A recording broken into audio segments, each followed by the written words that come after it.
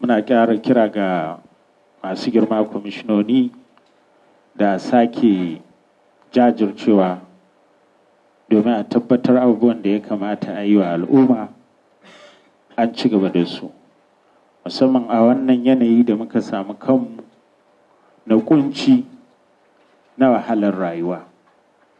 Kowa ya sani tun da aka janye tallafin man fetur, ba ma al'ummar jihar Kano ba, al'umma da dama a fadin Najeriya sun shiga wani yanayi musamman na yunwa da ake fama da ita. Muna so mu sanar da ku cewa a namu ɓangaren mun yi ƙoƙari, mun samu mun zauna mun tattauna abubuwan da ya kamata a yi musamman a rage wannan ƙunci da kuma yunwa da ake fama da ita. A saboda haka ne gwamnatin jihar Kano ta yi ƙoƙari ta ware kuɗaɗe, zunzurutun kuɗaɗe naira biliyan 1 da miliyan 600 domin sayo kayan abinci a hannun gwamnatin tarayyar Najeriya. Wannan kaya na abinci wanda sun hada da gero da shinkafa da masara da abubuwa da yawa sun fara shigowa birnin jihar Kano, kuma in Allah ya yarda nan da ƙanƙanin lokaci za a fara raba kayan abincin nan ga al'umma a ƙananan hukumomi 44 har ma da ma'aikatan gwamnati in Allah ya yarda. Waɗannan kayan abinci wasu jihohi da suka saya sun yi ƙoƙari su rage ma al'umma farashin waɗannan kayayyaki ta yadda yake za su je su saya a farashi mai rahusa. Amma a yanzu mu a jihar Kano, bisa la'akari da irin yadda mutanenmu ke ciki da irin wahalhalun da suke ciki, mu muna ganin ba za mu iya fito da wannan kayan abinci mu ce kuma al'umma su saya ba. A wajenmu ya zama wajibi a kanmu mu rage musu wannan wahala, shi yasa muka yi shawara cewa abincin da za mu fito da shi kyauta za mu raba wa al'ummar jihar Kano. Kuma tuni mun yi nisa a kan hanyoyin da za mu bi domin mu tabbatar da cewa an raba waɗannan kayayyaki abinci yadda ya kamata. Banda wannan abin da muka so mu a gwamnatance, akwai shinkafa wacce ita kuma gwamnatin tarayya a ƙarƙashin shugaban ƙasa Bola Ahmed Tinubu ta raba wa jihohi.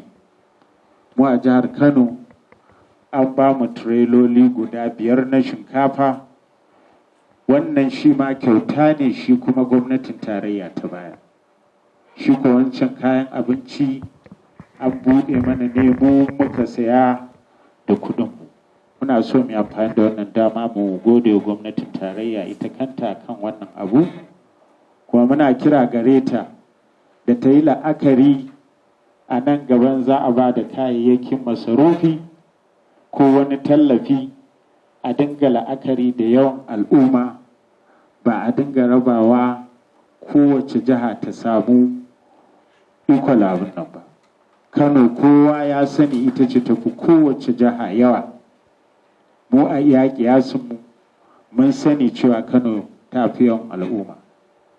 Babu yadda za a yi a ba Kano wani abu kamar tirela 5 kuma a je a ba wa wata jiha kamar bayarsa tirela 5. Muna roƙo, mun san kuma cewa mai girma shugaban ƙasa in Allah ya yarda zai duba wannan domin a gyara shi. Muna so mu yi amfani da wannan dama mu ga al'ummar jihar Kano cewa mun yi tanadi na musamman akan yadda za mu farfado da horo da kuma koyawa mutane musamman matasa sana'o'i da kuma ba su jari domin su rike kansu. Haka kuma mun bijiro da abubuwa wanda za su kyautata ma'aikatan gwamnati musamman horo da kuma tabbatar da cewa an ba su su wajen promotion ko kuma abin da ya kamata.